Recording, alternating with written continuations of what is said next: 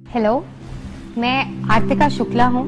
आप में से कई लोगों ने मेरा इंटरव्यू पहले भी देखा होगा। मेरी इस बार यूपीएससी में 4थी रैंक आई है और मैं पेशे से एक डॉक्टर हूँ। मैंने एमबीबीएस किया है, मैं एमडी कर रही थी, जिसके दौरान मुझे लगा कि मैं यूपीएससी की परीक्षा दूँ और इसलिए मैंने ये एग्ज़ाम दिया। अब आज मैंने जो भी इन पूरे एक साल में जिस तरह तैयारी की, जो भी मैंने सोचा करने का, जैसा रिजल्ट आया, इन सब से जो भी मैंने सीखा वो मैं आप सबसे शेयर करना चाहती हूँ। मैं बताना चाहती हूँ आपको, मुझे पता नहीं आपको कितना इससे फायदा होगा, लेकिन अगर आप में से किसी एक को भी इससे थोड़ा सा भी फायदा होता है तो मैं खुद को बहुत खुशकिस्मत मानूंगी।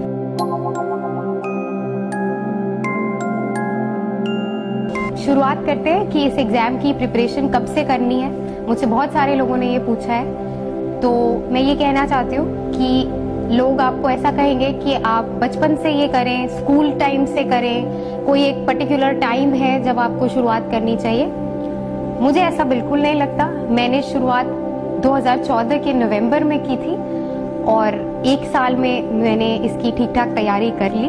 तो मैं आपको यही कहना चाहती हूँ कि आपको जब भी लगे कि आपको ये परीक्षा देनी है, आपको लगता है कि आप ये कर सकते हैं, आप बिल्कुल इसमें जुट जाएं। उसमें आपकी उम्र कितनी है, कितने साल बचे हैं, कितने अटेम्प्ट बचे हैं, इनका कोई आप इसका ध्यान ना दें। और अगर आपको लगता है कि आप मेहनत कर सकते हैं तो एक साल भी बहुत है। मैंने एक साल ही मेहनत की।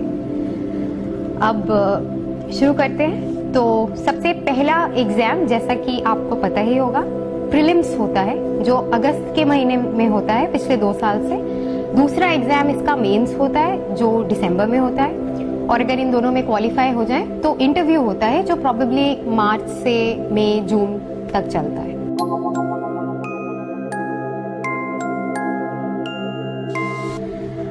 प्रीलिम्स का जो पेपर होता है उसमें 2 पेपर्स होते हैं। एक होता है CSAT या एप्टीट्यूड और एक होता है जनरल स्टडीज।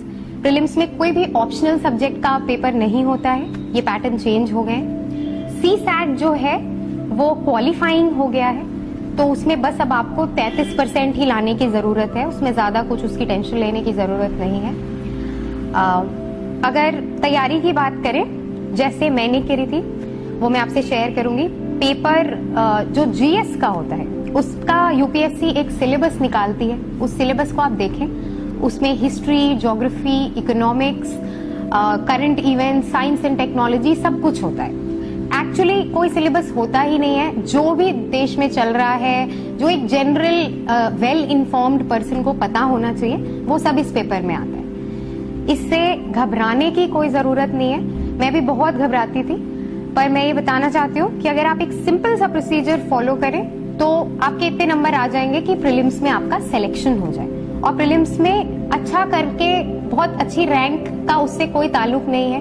प्रीलिम्स सिर्फ सिलेक्शन लेवल का एग्जाम है। हिस्ट्री, ज्योग्राफी, इकोनॉमिक्स, इन सब के लिए कौन सी किताबें पढ़नी है, इनमें मैं बड़ा ही बेसिक से आपको बता सकती हूँ कि स्पेक्ट्रम की मॉडर्न हिस्ट्री एक किताब है जो बहुत इंपॉर्टेंट है हिस्ट्री के लिए।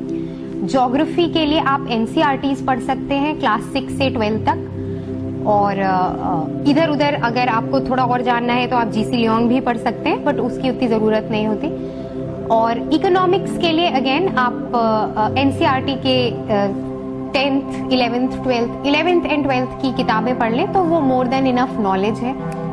इसके अलावा जो करंट इवेंट्स है उसके लिए आपको न्यूज़पेपर पढ़ना ही पढ़ना है। और मैंने सिर्फ एक ही न्यूज़पेपर पढ़ा था जो द हिंदू था।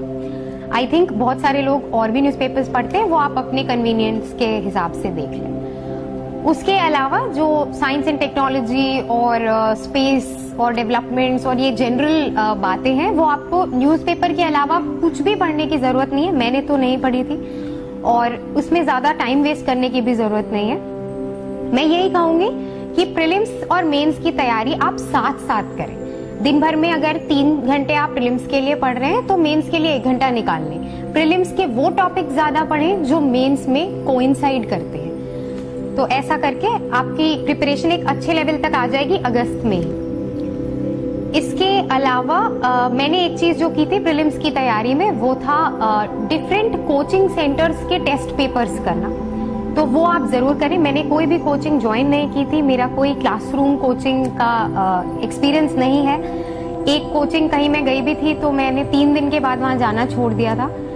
इसलिए मैं ये कहूंगी कि आप एक बार दिल्ली जाएं एग्जाम के 2 महीने पहले, और जितने भी कोचिंग सेंटर्स जो फेमस हैं उस साल जो चल रहा है, जो टॉपर्स बोलते हैं, उन कोचिंग सेंटर्स के पेपर्स लेके वो पेपर्स घर पे करें।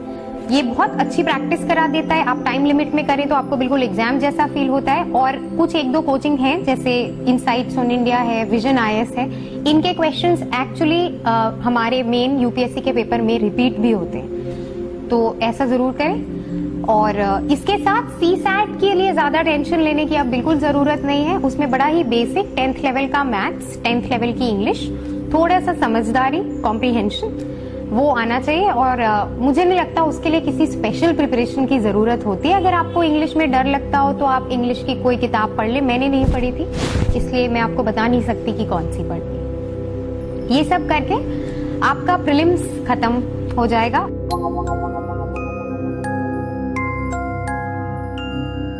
अब एक बात है कि प्रीलिम्स देने के बाद जो रिजल्ट आता है वो 1-1.5 महीने बाद आता है, और आपका मेंस का एग्जाम दिसंबर में ही होता है। तो इसलिए हम मेंस की प्रिपरेशन शुरू करने से पहले प्रीलिम्स के रिजल्ट का वेट नहीं कर सकते। तो मैंने क्या किया था कि प्रीलिम्स के बाद 1 हफ्ते का गैप लिया और उसके बाद मैंने शुरू कर दिया मेंस की तैयारी करने। आपको भी यही करना चाहिए। आपको खुद पे इतना विश्वास होना चाहिए कि अगर आपने प्रीलिम्स दिया है तो आपका सिलेक्शन होगा और हो जाएगा। Prelims is not a big problem, उसमें इतनी दिक्कत नहीं होती है। उसके बाद आता है मेंस की तैयारी। अब मेंस की तैयारी में बहुत सारा, it is a very vast thing, बहुत बड़ा है, बहुत ही स्ट्रक्चर्ड करना है, बहुत सारी चीजें इसमें सोचनी भी पड़ती हैं। तो हम इसको ऐसे देखते हैं, पेपर 1, पेपर 2, पेपर 3 और पेपर 4, इन 4 भाग में बांट के मेंस की तैयारी करते हैं। जो पेपर 1 है उसका सिलेबस आपको यूपीएससी के साइट पे मिल जाएगा। सबसे पहली चीज जो आपको करनी चाहिए वो है मेंस के सिलेबस को ध्यान में रखें, उसको याद कर लें, उसको अपने कमरे में चिपका लें, ताकि जो भी उसमें कुछ लिखा है वो अगर आपको कभी चलते फिरते, दोस्तों से बात करते हुए, न्यूज़पेपर में आते हुए कहीं भी वो लगे कि आपको कुछ उसके लायक चीज मिल रही है तो उसको आप कर सकें। तो आप सिलेबस याद कर लें। उसके बाद बात आती है प्रिपरेशन की। पेपर 1 जो है उसमें आता है हिस्ट्री, ज्योग्राफी, थोड़ा सा डिजास्टर मैनेजमेंट और 1-2 टॉपिक्स और होते हैं। सोशल डेवलपमेंट, सोसाइटी का प्रेजेंस और वुमेन का उसमें क्या रोल है, और ये सारी चीजें, कुछ बड़ा सा सिलेबस है यूपीएससी के साइट पे, वो आप पढ़ें। पेपर 1 के लिए मैंने जो किया था वो मैं आपसे शेयर कर सकती हूँ। हिस्ट्री में मैंने बिपिन चंद्रा की जो 2 किताबें हैं, इंडिया स्ट्रगल फॉर इंडिपेंडेंस और पोस्ट इंडिपेंडेंस पे, वो दोनों पढ़ी थी। मैंने रामचंद्र गुहा की इंडिया आफ्टर गांधी भी पढ़ी थी, पर वो एग्जाम के लिए ज्यादा इंपॉर्टेंट नहीं है। अगर आपके पास टाइम है और आपको पढ़ने का शौक है तो वो किताब जरूर पढ़ें, वो बहुत इंटरेस्टिंग किताब है। ज्योग्राफी के लिए मैं ये कहूंगी कि अगर आपको एक बेसिक ज्योग्राफी का सेंस प्रीलिम्स तक हो जाना चाहिए, उसके लिए आप NCERT 10th, 11th, 12th, 9th, आपको जहां भी लगे कि आपको पढ़ने की जरूरत है वो पढ़ लें। 11th और 12th की एनसीईआरटी बहुत इंपॉर्टेंट है। उसके एडिशन में आप जीसी लियोंग पढ़ें, मैंने वो पढ़ा था। फिजिकल पार्ट, एटलीस्ट पार्ट 1 उसका आप बहुत अच्छे से पढ़ें। आजकल तो क्वेश्चंस मेरे पेपर में नहीं आए थे लेकिन आ सकते हैं, तो उसको अच्छे से पढ़ें। उसके अलावा वर्ल्ड ज्योग्राफी और इन सब का आपको ऑनलाइन बहुत सारा मटेरियल मिल जाएगा, तो दैट इज वेरी हेल्पफुल। मैंने एक मृणाल की साइट है, एक इनसाइट्स ऑन इंडिया है, इन पे ज्योग्राफी के लेक्चर्स बहुत ध्यान से पढ़े थे, मैंने उनके वीडियोस भी पढ़े थे, तो वो एक इम्पॉर्टेंट एस्पेक्ट है उसका। थोड़ा सा आप ले सकते हैं इंटरनेट का हेल्प इन ज्योग्राफी। उसके बाद आता है सोसाइटी की जो बातें हैं, मैं उसके लिए एक बात बहुत क्लियरली बोलना चाहूंगी कि सोसाइटी और वुमेन और इन सब बातों के लिए आपको कोई अलग सी मटेरियल पढ़ने की जरूरत नहीं है। आपको कोई पेपर में जो ये सारी चीजें आती हैं, द हिंदू हो चाहे इंडियन एक्सप्रेस हो या आप जो भी पढ़ते हो, आपने करंट इवेंट्स अगर पढ़ा हुआ है तो सोसाइटी आपका ऑलरेडी तैयार है, उसमें आपको कुछ भी नया करने की जरूरत नहीं है, उसमें आप टाइम वेस्ट ना करें। जो भी नई चीजें हो रही हैं वही काफी है फॉर सोसाइटी इन पेपर 1। उसके अलावा कोचिंग बहुत सारे मटेरियल्स निकालती है, सोसाइटी पे एक किताब है, एनसीईआरटी है, ये सब पढ़ने की जरूरत नहीं है, मैंने नहीं पढ़ा था। सिर्फ जो पूरे साल हो रहा है आप उससे अप टू डेट रहें, आप पीआईबी की साइट्स पढ़ते रहे, आप पीआरएस में पढ़ते रहे, आप एमपीआर पढ़ते रहे, मंथली पॉलिसी रिव्यू होता है, ये गवर्नमेंट के साइट्स हैं। अगर और टाइम हो तो आप गवर्नमेंट की इंडिविजुअल साइट्स हैं, जैसे मिनिस्ट्री ऑफ ह्यूमन रिसोर्स की अपनी एक साइट है, विमेन एंड चाइल्ड डेवलपमेंट की एक साइट है, वो साइट्स पढ़ते रहे, इतना काफी है सोसाइटी का पार्ट प्रिपेयर करने के लिए। उसके अलावा एक I think disaster management paper 1 में आता है, उसके लिए एआरसी की रिपोर्ट मैंने पढ़ी थी, वो that is more than enough. उसके अलावा आपको कहीं इधर उधर भागने की जरूरत नहीं है। इन एडिशन अगर कोई डिजास्टर कंट्री में हुआ है, कहीं अर्थक्वेक आया है, कहीं फ्लड्स आए हैं, तो न्यूज़पेपर से आपका वो प्रिपेयर होता रहे। तो पेपर 1 का इतना हुआ। अब हम पेपर 2 पे चलते हैं, जो मुझे सबसे टफ लगता था यूपीएससी के पेपर्स में।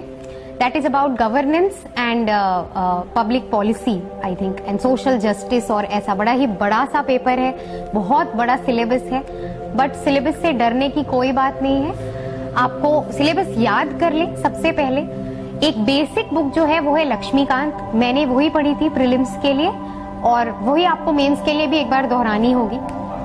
उसके बाद जो भी टॉपिक्स आते हैं उनके बारे में आप या तो किसी कोचिंग सेंटर से वो मटेरियल लेके पढ़ें, या उससे बेटर तरीका क्या है कि आप उन टॉपिक्स को गूगल पे डाल दें और जो भी रिजल्ट आए आप वो ऊपर ऊपर से पढ़ लें। जो आपके करंट इवेंट्स चल रहे हैं, जो हिंदू में खबरें आ रही हैं, वो सारा आप ऊपर से पढ़ लें। और उनसे इन एडिशन अगर कुछ नहीं मिल रहा है तो आप गवर्नमेंट की मिनिस्ट्रीज की साइट्स पे जाएं और उनसे पढ़ते रहें। Monthly policy review again very important. योजना एक गवर्नमेंट का मैगजीन है, 10 रुपए की आती है, बहुत इंपॉर्टेंट है। योजना मैगजीन आपको जरूर पढ़नी है, उससे पेपर 2 ऑलमोस्ट प्रिपेयर हो जाता है। इन एडिशन पेपर 2 में सोशल डेवलपमेंट और ऐसे कुछ कुछ टॉपिक्स हैं जिनके लिए आपको बड़ा फोकस होके पढ़ना पड़ेगा। जो ministry of social justice and empowerment है, कोई जुवेनाइल लॉ आया है, कोई लड़कियों पे लॉ आया है, कुछ सुप्रीम कोर्ट में चल रहा है, ये सब आपको थोड़ा सर्च करके देखना होगा। मैंने इंटरनेट का बहुत यूज किया था पेपर 2 में, तो मैं यही कहना चाहूंगी कि बेटर है कि आप जो कोचिंग के मटेरियल्स आते हैं या जो कोचिंग में पढ़ाते हैं कि भाई टॉपिक है एम्पावरमेंट ऑफ वुमेन या स्टेट लेजिस्लेचर, तो अब इस पे आप थ्योरी के 20 पन्ने पढ़ रहे हैं, 50 पन्ने पढ़ रहे हैं, इनका कोई यूज नहीं है। यूपीएससी में अब ऐसे सवाल ही नहीं आते जो आप किसी किताब में पढ़ के आंसर वहां कर पाए। आप न्यूज़पेपर पढ़ें, मैंने जो साइट्स बताई आप वो साइट्स देखते रहे। आप खुद सोचें, अभी अगर कोई लॉ आया है उसके क्या प्रोज एंड कॉन्स होंगे, आप गूगल पे डाल दें advantages of the recent amendment, आपको खुद 4-5 टॉपिक्स मिल जाएंगे, 4-5 न्यूज़पेपर के एडिटोरियल्स मिल जाएंगे। उसको पढ़ें, अपना एक व्यू बनाएं, उसको शॉर्ट करें और अपनी कॉपी में, या अगर आप ऑनलाइन नोट्स बनाते हैं तो शॉर्ट करके 1 पैराग्राफ 2 पैराग्राफ्स में उसको लिख दें। इस तरह आपको पेपर 2 करना है। पेपर 2 रिक्वायर्स बहुत ज्यादा डिटर्मिनेशन और फोकस। वो आपको डे 1 से डे लास्ट तक करना है और एंड तक आपको लगेगा कि मैंने कुछ पढ़ाई नहीं की है, बट यही सही तरीका है। आपको बहुत सारे लोग कहेंगे कि ये किताब पढ़ लो, ये कोचिंग कर लो, ये टेस्ट पेपर कर लो, ऐसा मत करिए। मैंने ऐसा नहीं किया था। आप एक जागरूक सिटीजन की तरह पेपर 2 की प्रिपरेशन करें, एक स्टूडेंट की तरह ना करें। तो जो क्वेश्चन पेपर में एक सवाल आएंगे वो भी आप एक बहुत ही अच्छे लेवल का आंसर उसमें लिख सकते हैं। इसके अलावा पेपर 2 में मुझे लगता है थोड़ा सा एक कॉमन सेंस की जरूरत होती है, वो नॉर्मली डेवलप होने में थोड़ा मुश्किल होता है। तो आप एक मॉक टेस्ट सीरीज जरूर करें पेपर 2 के लिए। उसमें आपको ऐसे रैंडम सवाल पूछे जाएंगे, आपको लगेगा जब आप टेस्ट दे रहे होंगे कि मैं क्या लिखूं। ऐसा ही सेम यूपीएससी के पेपर में भी होगा। मैंने जब पेपर दिया था 20 क्वेश्चंस में से 8 क्वेश्चंस ऐसे थे जिनको पहली बार पढ़ के मुझे लगा ये तो मैंने कभी देखा ही नहीं है। बट मैं आपको ये बताना चाहती हूँ कि उसके बारे में आप 15 सेकेंड सोचें, एक नॉर्मल पर्सपेक्टिव से, एक बहुत ही जागरूक और नॉर्मल सिटीजन की तरह आप वो क्वेश्चन पढ़ें और एक स्मॉल सा आंसर 200 वर्ड का उस पर लिख दें। और यही वो एक्सपेक्ट करते हैं आपसे। आप ये मत सोचिए कि आप हर टॉपिक के बारे में 200 वर्ड्स याद करके जाएंगे और वहां उलट देंगे, ऐसे सवाल ही नहीं आएंगे। तो पेपर 2 के लिए ये जो बात, ये सारा प्रिपरेशन टेक्निक प्लस एक मॉक टेस्ट सीरीज जो आपको सोचना सिखा दे जो आपको कम समय में 3 घंटे में 20 क्वेश्चन सोच के लिखना सिखा दे, ये करना इज मोर देन इनफ, और कुछ करने की जरूरत नहीं। फिर आता है पेपर 3 विच इज इकोनॉमिक्स। और इकोनॉमिक्स एक ऐसा पार्ट है जो मुझे एज अ डॉक्टर बहुत टफ लगता था। मुझे कुछ नहीं पता था जब मैंने ये प्रिपरेशन शुरू की। मुझे ये भी नहीं पता था कि बैंक्स क्या होते हैं, उनका काम क्या होता है लोन, क्या होता है लेंडिंग रेट, आरबीआई का काम क्या है। तो अगर आपकी भी ऐसी हालत है तो आप इससे घबराइए मत, काफी टाइम है और इसके लिए पढ़ाई की जा सकती है। बहुत ही बेसिक लेवल का इकोनॉमिक्स यूपीएससी में आता है। तो जो टफ इकोनॉमिक्स आती है एक्चुअली वो प्रीलिम्स के लेवल पे आती है। तो उसके लिए जैसा मैंने आपको बताया, आप 11th और 12th की एनसीईआरटी पढ़ लें, आपको बेसिक इकोनॉमिक्स का नॉलेज हो जाएगा। उसके बाद पेपर 3 का जो टॉपिक है, जो भी टॉपिक्स हैं वो आप एक बार ध्यान में रखें। एक एनसीईआरटी आप पढ़ लें। रमेश गुप्ता की एक किताब आती है जो लोग कहते हैं पढ़नी चाहिए, मैंने थोड़ी थोड़ी वो पढ़ी थी, वो इतनी मोटी किताब है। अगर आपके पास समय है और अगर आप इकोनॉमिक्स में इंटरेस्टेड हैं, आपको अच्छा लगता है तो आप वो किताब पढ़ें। मैंने वो नहीं पढ़ी थी, मैंने शायद 2-3 पेजेस से ज्यादा नहीं पढ़े थे, बट वो एक अच्छी किताब है। मैंने मेंस के बाद थोड़ा सा उसको पढ़ा तो मुझे वो बहुत अच्छी लगी। बाकी मैं ये कहना चाहूंगी कि एसेंशियल पेपर 3 में कोई भी किताब नहीं है। आप अगेन करंट अफेयर्स पढ़ते रहें। इकोनॉमिक्स से रिलेटेड जो न्यूज आती है वो आप ध्यान में रखें। आरबीआई ने कोई नई कमेटी बनाई, गवर्नमेंट ने मॉनेटरी पॉलिसी के बारे में कुछ बोला, बजट आया और इकोनॉमिक सर्वे आया। मैं एक बहुत वाइटल पीस ऑफ इंफॉर्मेशन यहाँ पे शेयर करना चाहती हूँ, वो ये है कि इकोनॉमिक सर्वे से डायरेक्टली हमारे पेपर में 3 या 4 क्वेश्चन आए थे यूपीएससी के। सिर्फ इकोनॉमिक सर्वे के जो चैप्टर्स हैं, उनके टॉपिक्स और उनके जो 10-12 पेज जो वो लिखे रहते हैं, उससे डायरेक्ट लाइंस उठा के यूपीएससी के पेपर में आई। तो अगर कोई ऐसी एक किताब है जो आप पढ़ लें और आपको लगे कि हाँ इससे मेरे पेपर में क्वेश्चन आए, तो वो इकोनॉमिक सर्वे। आप इकोनॉमिक सर्वे जब भी रिलीज होता है, जब भी टेबल होता है पार्लियामेंट में, उसका ओरिजिनल कॉपी लें। वो फोटोस्टेट्स और कोई भी ऐसे समरीज वो सब ना करें, और उसको लेके आप एक बार क्या मैं कहूंगी 2 बार इकोनॉमिक सर्वे पढ़ लें और इकोनॉमिक सर्वे का एक समरी बना लें। उसको आप रिवाइज करते रहें, उससे डेफिनेटली 2-3 क्वेश्चंस आएंगे। बजट के सिर्फ की फीचर्स पढ़ने की जरूरत है, पूरा बजट पढ़ने की जरूरत नहीं है। वो थोड़ा टफ भी होता है फॉर एनीवन जिसका इकोनॉमिक्स का बैकग्राउंड नहीं है। इसके अलावा पेपर 3 के लिए मुझे याद है ज्योग्राफी की एनसीईआरटी बहुत इंपॉर्टेंट होती है। उसमें बहुत सारे क्रॉपिंग पैटर्न्स और इंडिया की इकोनॉमी, एग्रीकल्चर, इन सब पे बातें करनी है, उसमें लिखा रहता है। तो उसके लिए आप बस ज्योग्राफी की एनसीईआरटीज पढ़ लें, बहुत हाई लेवल की जरूरत नहीं है। करंट इवेंट्स में अगर कुछ हो रहा हो, कहीं पे हमने कुछ नया किया, हमने फोर्टिफाइड क्रॉप्स ला रहे हैं, या कहीं पे ड्रॉट्स बहुत ज्यादा हो रहे हैं, फार्मर सुसाइड्स बढ़ रहा है, तो ये सब आपको करंट इवेंट से पता चल जाएगा। इसके अलावा पेपर 3 में एक साइंस एंड टेक्नोलॉजी और स्पेस डेवलपमेंट का एक पार्ट है जो थोड़ा डरावना लगता है शुरुआत में, बट अगेन मैं यही कहूंगी उसके लिए स्पेशल प्रिपरेशन की बिल्कुल जरूरत नहीं है। आप रोज हिंदू पढ़ते रहें, जो उसका स्पेस का पार्ट आता है, अगर आपको कुछ लगता है इंपॉर्टेंट तो उसके नोट्स बना लें। अगर 1-2 सवाल आपसे नहीं भी आए तो उसके लिए एक पूरी किताब पढ़ने की जरूरत नहीं है। साइंस एंड टेक्नोलॉजी मुझे लगता है अगर आपने साल भर पेपर पढ़ा है तो आपको कोई एंड में जाके एक नई किताब खरीदने की जरूरत नहीं है। मेजॉरिटी बच्चे यही करते हैं। लोगों को लगता है कि साइंस एंड टेक्नोलॉजी, नवंबर में बहुत सारी कोचिंग्स एक बुकलेट निकाल देते हैं और कहती हैं कि ये पूरे साल का साइंस एंड टेक्नोलॉजी है। उसमें टाइम वेस्ट ना करें, मैंने वो नहीं किया था। उससे हार्डली 1-2 सवाल आएंगे और उसको पढ़ने में आपको 2-3 दिन लग जाएंगे। तो मैं यही कहूंगी कि आप साल भर एक माइंडसेट रखें कि साइंस की अगर कोई न्यूज आती है न्यूज़पेपर में तो वो आपने एक नोट बना के रख लेना है। इसके अलावा पेपर 3 से डरने की जरूरत नहीं है। जैसा कि मैं एक बार दोबारा कहना चाहूंगी, economic survey is of utmost importance. उसको किसी भी हालत में उसको इग्नोर नहीं किया जा सकता। Budget is again of importance, and anything जो फाइनेंस मिनिस्टर का स्पीचेस आ रही हो, आरबीआई गवर्नर ने कोई स्पीच दिया हो जिसमें वो इंडिया के बारे में कुछ बता रहे हो, आपको उसका आइडिया होना चाहिए। और जो भी पूरे साल इकोनॉमिक न्यूज का कवरेज होता है वो आप पढ़ते रहें, और that is more than enough for paper 3। चौथी चीज आती है पेपर 4 विच इज एथिक्स, और ये एक नया पेपर आया है, ये 2013 में इंट्रोड्यूस हुआ है। मुझे काफी लोगों ने मैसेज और मेल करके पूछा है कि एथिक्स को कैसे प्रिपेयर करना है, बड़ा नया लगता है, कोई सिलेबस नहीं है, सिलेबस तो है बट कोई किताब नहीं है।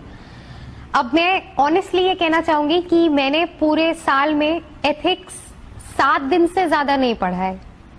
मैंने वो किताबें ही मेंस के एग्जाम के 1 महीने पहले खरीदी थी और मैंने कोई एक किताब से पढ़ाई भी नहीं की है।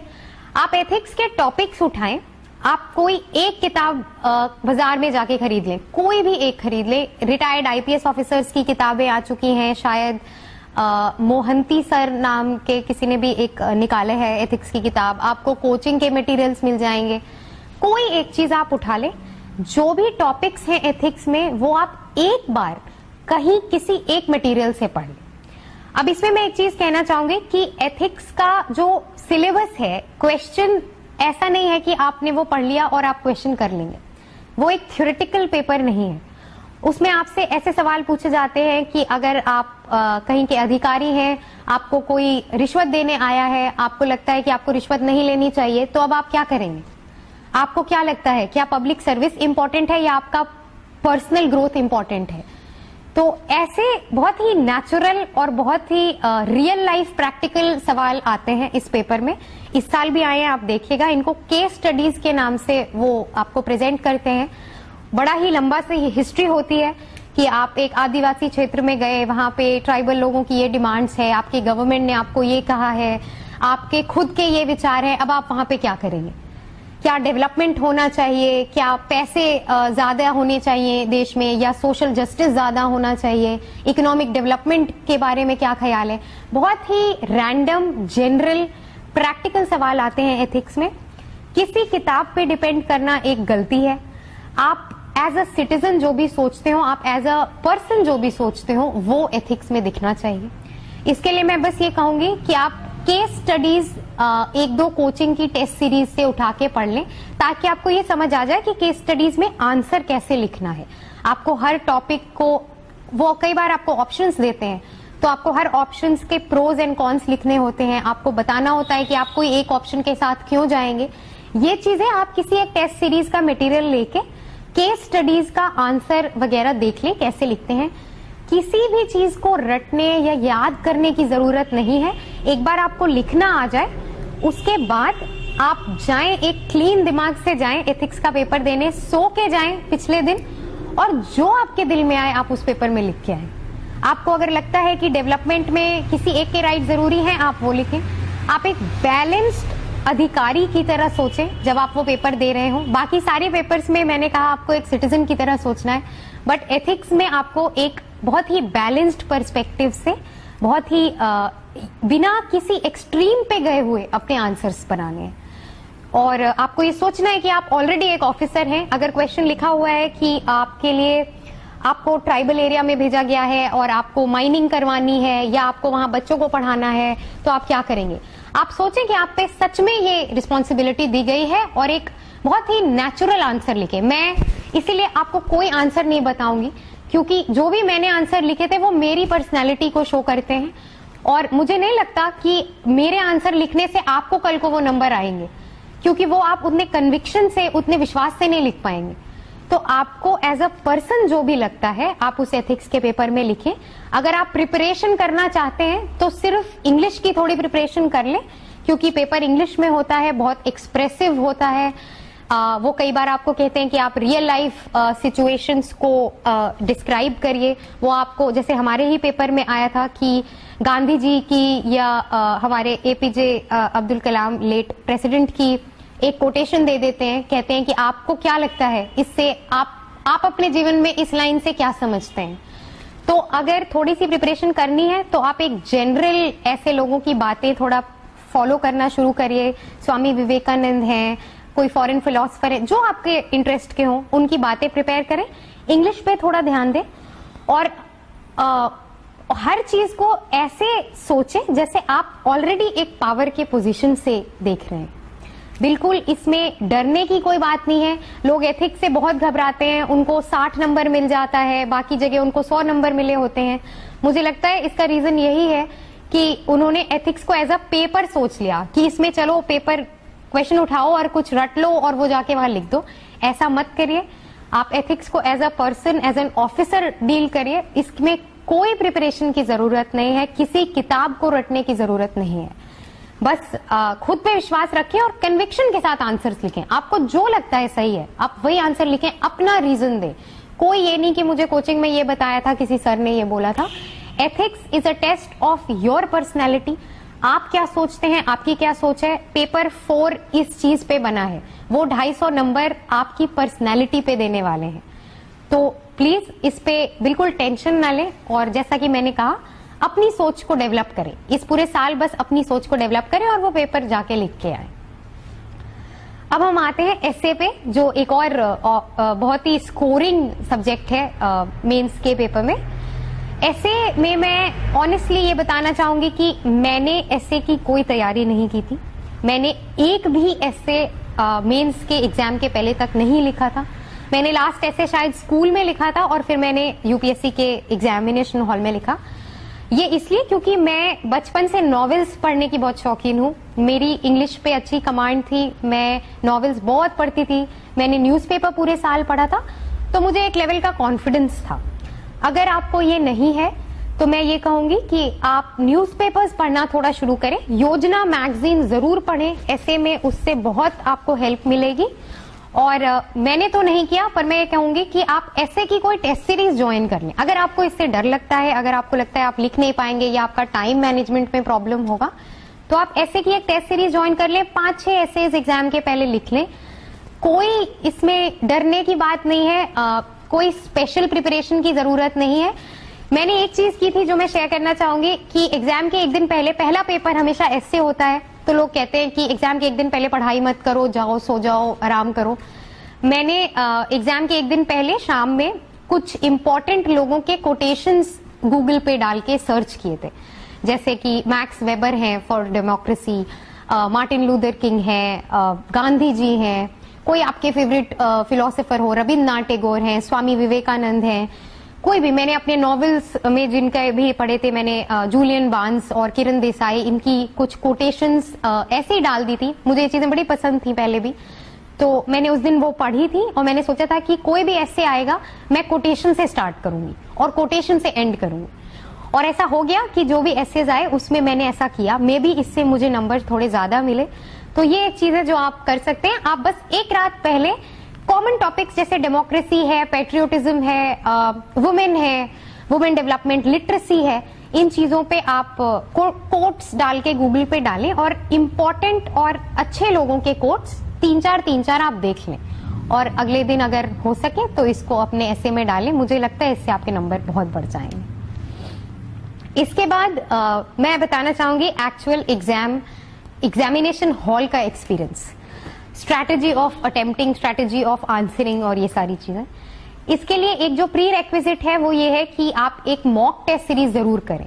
मैंने विजन आईएएस की मॉक टेस्ट सीरीज की थी, उसमें आपको 3 घंटे में 20 क्वेश्चन अटेम्प्ट करने की प्रैक्टिस हो जाएगी, आदत हो जाएगी और आपको ये रियलाइज हो जाएगा कि चाहे आप कितना भी पढ़ लें, पेपर में एटलीस्ट 20% सवाल ऐसे जरूर आएंगे जो आपको बिल्कुल शॉक्ड कर देंगे। आपने वो कभी नहीं पढ़ा होगा, शायद आपने कभी सुना भी ना हो। तो इसकी प्रैक्टिस रखना बहुत जरूरी है ताकि एग्जामिनेशन हॉल में आप ज्यादा घबराएं ना इन चीजों से। इसलिए मॉक टेस्ट सीरीज करें, 3 घंटे में 20 क्वेश्चन करने की प्रैक्टिस करें। एक टाइम मैनेजमेंट बहुत इंपॉर्टेंट है और इसका सिर्फ एक आंसर है प्रैक्टिस। तो जब मैंने पहला टेस्ट दिया था मैं 20 में से 14 सवाल कर पाई थी मॉक टेस्ट सीरीज का, और जब मैंने आखिरी टेस्ट दिया तो मैं 20 में से 20 करके आई थी। ये शो करता है कि 3 महीने में अगर आपने 12-13 टेस्ट दिए तो आपकी स्पीड ऑलरेडी बढ़ जाएगी और ये एक बहुत इंपॉर्टेंट है। Time management is very important in UPSC. Second चीज है अटेम्प्ट। मैं ये कहना चाहूंगी कि आप हर क्वेश्चन अटेम्प्ट करें। मैंने एग्जाम में हर क्वेश्चन अटेम्प्ट किया। जैसा मैंने पहले बताया, बहुत सारे क्वेश्चंस ऐसे थे जो मुझे बिल्कुल नहीं आते थे। एक नॉर्मल इंसान की तरह आप बस कुछ भी उसमें लिख के आ जाएं, लेकिन हर क्वेश्चन अटेम्प्ट करें। नंबर 3 है क्वेश्चन को कैसे आंसर करना है। इसमें मैं ये कहना चाहूंगी जो मैंने फॉलो किया, एक इंट्रोडक्शन आप जरूर दें हर क्वेश्चन का। कोई भी क्वेश्चन आए other than history and geography, आप एक बेसिक सा 1 लाइन का इंट्रोडक्शन दे दें। वुमेन एम्पावरमेंट पे आए तो आप कुछ लिख दें कि वुमेन की आज देश में क्या हालत है, दुनिया में क्या हालत है, आप कोई स्टेटिस्टिक्स दे दें, आप कोई डेफिनेशन लिख दें, कुछ ऐसा करके आप शुरुआत कर दें। जो क्वेश्चन पूछा है उसके आंसर में आप 3-4 पॉइंट्स बना के उसका टू द पॉइंट आंसर करें। This is ideal. ये ऐसा है कि अगर आपको सब कुछ आता है तब आप ऐसा आंसर लिख पाएंगे, बट आपका एम यही होना चाहिए। और 4 बुलेट पॉइंट्स या 4 थोड़े से पैराग्राफ में बना के लिखने के बाद आपको एक छोटा सा कंक्लूजन देना है। कंक्लूजन ऑप्टिमिस्टिक होना चाहिए, ऐसा होना चाहिए कि लोगों को पढ़ के लगे कि हाँ आगे थोड़ा होपफुल होने वाला है। तो भले ही क्वेश्चन नेगेटिव हो, भले ही क्वेश्चन में लिखा हो कि आज देश में लिटरेसी की बड़ी बुरी हालत है, लोग पढ़ते नहीं हैं, इसके लिए क्या होना चाहिए, हम बच्चों को पढ़ा नहीं पा रहे हैं, हमें क्या करना चाहिए, आप अपने सजेशंस लिखें, आप एक इंट्रोडक्शन लिखें कि हाँ लिटरेसी की ऐसी हालत है, हमारा ये इतना % है, हमें ये बढ़ाना है। लेकिन कंक्लूजन जरूर थोड़ा होपफुल हो। आप ऐसा लिखें कि भले ही लिटरेसी हमारी इतनी है, लेकिन अगर हम ये 3-4 प्रोग्राम्स पे काम करें, अगर हम ऊपर दी बातों पे नजर लगा के एक लॉ लाएं, तो हम जरूर 100% लिटरेसी की तरफ बढ़ सकते हैं। तो चाहे जो भी इंट्रोडक्शन और आंसर चाहे भले ही थोड़ा सा पेसिमिस्टिक हो, थोड़ा सा आपको निराशाजनक लगे, कंक्लूजन जरूर ऑप्टिमिस्टिक हो। तो ये आपका एम होना चाहिए। पेपर 1 थोड़ा फैक्चुअल होता है, हिस्ट्री ज्योग्राफी में आप ऐसा नहीं कर सकते, लेकिन इसके अलावा society, paper 2 specially and paper 3 is very important कि आप ऐसे ही आंसर्स को अटेम्प्ट करें। मैंने ऐसा ही किया था और मुझे लगता है इससे काफी हेल्प मिलती है। इसके बाद आता है ऑप्शनल सब्जेक्ट का क्वेश्चन कि ऑप्शनल क्या लेना है, कैसे लेना है। इस पे मैं ज्यादा हेल्प नहीं कर सकती क्योंकि मेरे दिमाग में कभी कोई डाउट नहीं था ऑप्शनल सब्जेक्ट को लेके। मैं डॉक्टर थी, मैंने एमडी भी स्टार्ट कर दिया था, फिर मैंने छोड़ दिया, तो मुझे लगा मेडिकल साइंस तो मुझे आती है। मैंने एमबीबीएस में पढ़ा था, मैंने एमडी की तैयारी करने में इतना पढ़ा था, तो मैंने मेडिकल साइंस ले लिया। मेडिकल साइंस की तैयारी में कुछ ज्यादा मैं बताने के मुझे लगता नहीं है बताने की जरूरत है। आपके जो कॉलेज के नोट्स हैं वही इंपॉर्टेंट होते हैं, आप वही पढ़ लें। मेडिकल साइंस का कोई बनाया हुआ मटेरियल बाजार में नहीं मिलता है, तो अगर आप मेडिकल साइंस ले रहे हैं तो आप डॉक्टर होंगे आई एम श्योर। और आपके जो कॉलेज के नोट्स होंगे, कॉलेज की किताबें होंगी, they are more than sufficient. अगर आपने नोट्स नहीं बनाए थे तो आप अब बना लें। और जो भी टॉपिक सिलेबस में दिए हैं क्वेश्चन उन्हीं टॉपिक से आते हैं, ये एक बहुत अच्छी बात है। कभी भी आउट ऑफ सिलेबस टॉपिक्स से क्वेश्चन नहीं आते हैं, तो आप उन टॉपिक्स को प्रिपेयर करें। डायग्राम्स पे बहुत ध्यान दें, डायग्राम प्रैक्टिस करें और छोटे छोटे इंपॉर्टेंट पॉइंट्स कर करके एक डायग्नोसिस का एक अंडरलाइन करके अपने क्या कहते हैं इन्वेस्टिगेशंस को अंडरलाइन करके ऐसे एक सुंदर सा प्रेजेंटेशन करें अपने आंसर्स का। मेडिकल साइंस में एमबीबीएस में इसकी आदत भी हो जाती है, तो बस ये सब करके बहुत ही सिंपल तरीके की प्रिपरेशन चाहिए। कोई इसमें हाई फाई चीजें नहीं चाहिए। नई चीजें अगर होती भी हैं तो 1-2 सवाल ही आते हैं उनपे। इस तरह आप मेडिकल साइंस को प्रिपेयर कर सकते हैं। और किसी ऑप्शनल के बारे में मैं नहीं बता सकती क्योंकि मैंने और कोई ऑप्शनल ट्राई करने का भी कभी नहीं सोचा था। ऑप्शनल जो भी हो, बस एक चीज मैं कहना चाहूंगी, आप अपने ग्रेजुएशन सब्जेक्ट को ही ऑप्शनल बनाएं। मेरे ख्याल से ये बहुत इंपॉर्टेंट होता है क्योंकि आपको एक लेवल ऑफ कंफर्ट होता है, आपको एक नई चीज जाके 1 महीने में नहीं पढ़नी होती, तो दिस इज इम्पोर्टेंट। और कॉन्फिडेंटली अपने ऑप्शनल सब्जेक्ट को मेंस के पहले एटलीस्ट जो 3 महीने हैं उसमें लगभग 1 बार रोज अपने ऑप्शनल को देखते रहें। इसके अलावा अब बात आती है, अगर मेंस तक आपका बहुत अच्छा सफर कट गया तो इंटरव्यू की कॉल आती है, आपका नाम आता है, आपको इंटरव्यू प्रिपेयर करने का मौका मिलता है। ये एक बहुत ही दिलचस्प और बहुत ही एक्साइटिंग पार्ट होता है प्रिपरेशन का। मेरा इंटरव्यू पहले हफ्ते में था, तो मेरे पास बिल्कुल ज्यादा टाइम नहीं था। मेरा 20 दिन मिला था मुझे रिजल्ट से इंटरव्यू तक। तो मैं ये कहना चाहूंगी कि मेंस के बाद आप अपनी छुट्टियां मना के 15-20 दिन की न्यूज़पेपर्स पढ़ना दोबारा से शुरू कर दें। न्यूज़पेपर्स पढ़ना आपको छोड़ना नहीं चाहिए जब तक फाइनल रिजल्ट ना आ जाए, उसके बाद भी पढ़ना चाहिए। बट इंटरव्यू के लिए न्यूज़पेपर्स पढ़ना बहुत इंपॉर्टेंट है। मैंने छोड़ दिया था और मुझे इसके लिए बहुत प्रॉब्लम हुई। बाद में मुझे ऐसे कोचिंग के मटेरियल्स, न्यूज़पेपर्स पढ़ते रहे। इंटरव्यू में किसी स्पेशल प्रिपरेशन की जरूरत नहीं है। आपने ऑप्शनल के लिए जो पढ़ा है आपको उतना ही पढ़ना है। जो न्यूज़पेपर्स में चल रहा है आपको उतना ही पढ़ना है। सिर्फ एक चीज है जो इंटरव्यू में आपको तैयार करना होता है, वो है आपके बोलने का ढंग। और इसके लिए एक चीज बहुत इंपॉर्टेंट है कि आप मॉक इंटरव्यूज दें। मैंने लगभग 5 मॉक इंटरव्यूज दिए थे इंटरव्यू मेन यूपीएससी इंटरव्यू के पहले, और मैंने संकल्प और वाजीराम ज्वाइन किया था। आप कोई भी 2 जगह ज्वाइन कर ले। मॉक इंटरव्यूज का पर्पस ये नहीं है कि वो आपकी नॉलेज बढ़ाएगा या आपको कुछ सिखा देगा, सिर्फ इतना है कि आपको 6, 8, 10 लोगों के सामने कॉन्फिडेंटली बोलने की आदत होनी चाहिए। आप वहां लड़खड़ा ना जाएं। अगर आपको कोई क्वेश्चन नहीं आता है तो आप उस पर सॉरी बोल के बहुत ही कॉन्फिडेंटली वहां बैठ सकते हैं। तो ये सारी ट्रेनिंग आपको इंटरव्यू में मिलेगी। अगर आप कुछ बोलने में हकलाते हैं, अगर आपके हाथ पैर की मूवमेंट्स हो जाती हैं, अगर आप थोड़ा घबरा जाते हैं, तो ये सारी चीजें आपको मॉक इंटरव्यूज में आपके पैनलिस्ट बता देंगे। तो more important than content, more important than your knowledge base, इससे ज्यादा जरूरी है कि आप नॉलेज और कंटेंट को हटा के सिर्फ अपने प्रेजेंटेशन पे काम करें थोड़ा सा। और नॉलेज और कंटेंट तो ऑलरेडी आपका है, तभी आपको इंटरव्यू की कॉल आई है, तो उस पर ज्यादा आप टेंशन ना लें और कॉन्फिडेंटली बोलने की प्रैक्टिस करें। उन लोगों से मिलें, उन लोगों से बात करें जो आपको कॉन्फिडेंट फील कराते हैं। अपनी फैमिली के सामने बातें करें, आई कांटेक्ट बनाने की कोशिश करें। और मॉक इंटरव्यूज में जो भी बोले कि आपका ये एक पक्ष है जिसमें आपको काम करना है, उस पर आप काम कर लें। It is not a big deal, बिल्कुल घबराने की बात नहीं है। अगर मेंस में हो गया है तो आपका नॉलेज बेस ऑलरेडी बहुत अच्छा है और interview is a piece of cake. आपको बस जाके वहां कॉन्फिडेंटली बोलना है। आपको कुछ नहीं आता है, आप बिल्कुल खुशी से बोलें कि आई एम सॉरी, मैंने ये नहीं पढ़ा है। वो ऐसी बहुत सारी चीजें पूछते हैं जो आप नहीं प्रिपेयर कर सकते, जो आपको नहीं आता है, तो इस पे बिल्कुल भी घबराए ना। इंटरव्यू की कुछ खास प्रिपरेशन टिप्स मुझे समझ नहीं आ रहा मैं क्या दूं। इतना जितना मैंने कहा आप इतना कर लें, आपको एवरेज से ज्यादा नंबर मिल जाएंगे। तो ये हुई पूरी यूपीएससी प्रिपरेशन की एक बहुत ही ब्रीफ ओवरव्यू। और मुझे लगता है कि मैंने अपने हिसाब से आपको थोड़ी बहुत बातें बता दी हैं। अगर आपको किसी में डाउट हो आप मुझे पर्सनली पूछ लें। अगर आपको कुछ लगे कि कुछ छूट गया, कोई किताबें छूट गई, तो आप मेरे अलावा और टॉपर्स के इंटरव्यूज देखें जो आपके लिए काम करे। आप बिल्कुल वही फॉलो करें। जरूरी नहीं है कि मैंने जो कहा वो आपके लिए काम करे। आप एक बार सुने, अपने बुद्धि विवेक से चूज करें आपको क्या सही लग रहा है और आप फिर उसको फॉलो करें। इन दी एंड मैं ये कहना चाहूंगी कि